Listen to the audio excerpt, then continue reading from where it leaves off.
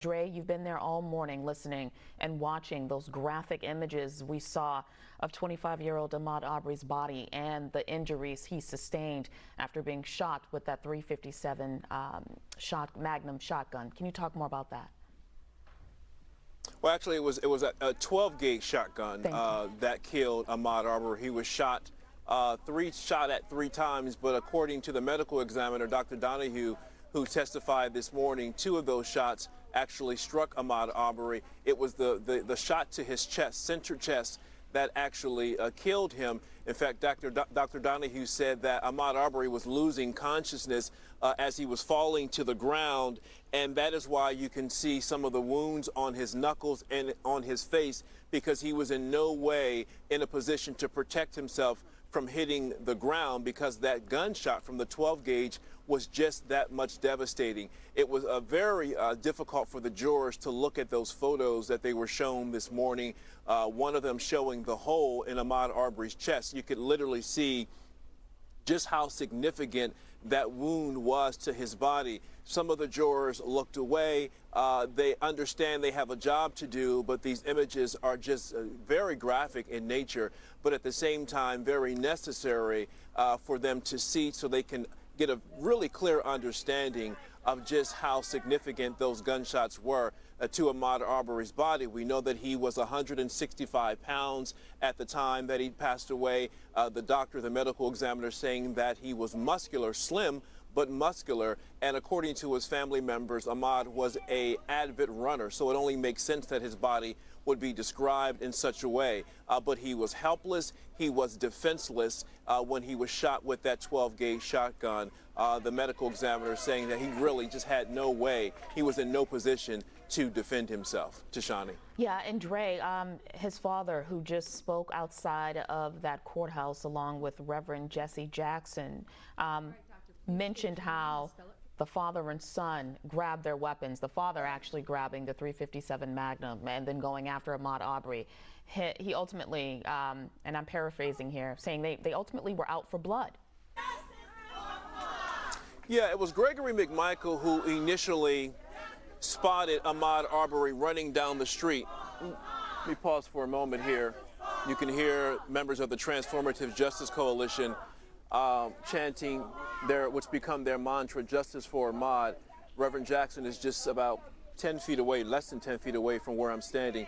He's going to do a radio show appearance, and that explains some of what you hear behind me. And on occasion, you may hear that familiar chant, justice for Ahmaud.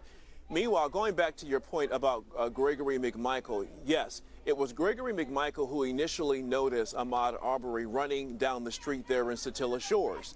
And he said the moment he saw Ahmaud Arbery, his words, he believed that Ahmaud must have been running from something, that he may have just committed a crime, and that he also recognized Ahmaud as being the person who had been seen on security video going through one of his neighbor's homes that was under construction. So he said he ran in the house, grabbed his .357, told his son Travis. Travis grabbed his 12-gauge shotgun, and they jumped into their pickup truck and began chasing Ahmaud Arbery. Marcus Arbery Sr. is saying, you know, you had every intention on killing my son, and that's why you went inside your home and grabbed your guns. He's speaking to their mindset. In his mind, Mr. Arbery believes that they were out for blood, that they were on a killing spree trying to get his son. And you heard also from Gregory McMichael that he told investigators, we had him trapped like a rat.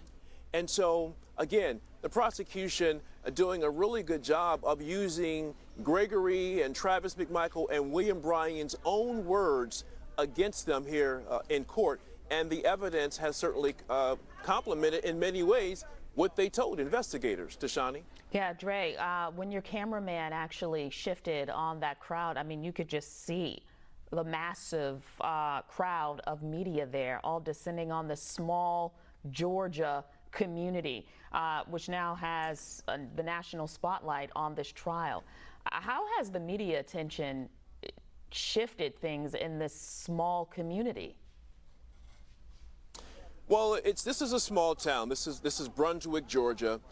It's a town of about 16,000 people, roughly. About 50% of the people who live here in Brunswick are black. And so having not just national but international media here is certainly something different. To come down to this courthouse every day and to see satellite trucks and television trucks and dozens of cameras, and then you have icons like the Reverend Jesse Jackson coming to town. It's certainly something they're not used to. Oh, and by the way, they're also shooting Black Panther 2 just a few blocks away from the courthouse here. So there is so much happening here, here in Brunswick, Georgia. Certainly, probably more attention that they've had in decades. And on one half, it's for all of the wrong reasons, a 25-year-old black man being shot and killed by 3 white men. And then on the other end, the follow-up to a movie, Black Panther, which brought enormous pride to the black community when it was shown a couple of years ago. Of course, we lost Chadwick Boseman, but we know how much that infused energy and excitement into the black community, having this black superhero in such a way. So it's really the tale of 2 different things happening in this small town. Dray, how much of that do you think will influence this trial? Well, I don't know how much the media attention will influence the trial. Those 11 white men and women and that 1 black juror, they're aware of the enormity of this case. This was part of the challenge in trying to pick a jury that can be fair and impartial. The jury pool is from Glenn County. Everyone that's sitting on that jury lives in Glenn County. And for more than a year, the shooting of Ahmaud Arbery dominated headlines here in this town. It split the town, actually, where some people said it was racism. Other people said, we don't know what it is. We'll just wait to find out.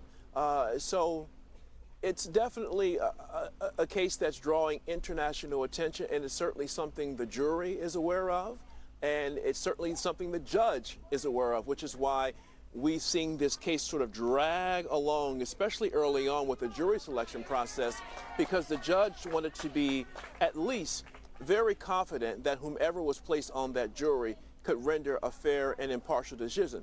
However, now with the racial makeup of the jury, certainly black people are very concerned that this jury may not get it right.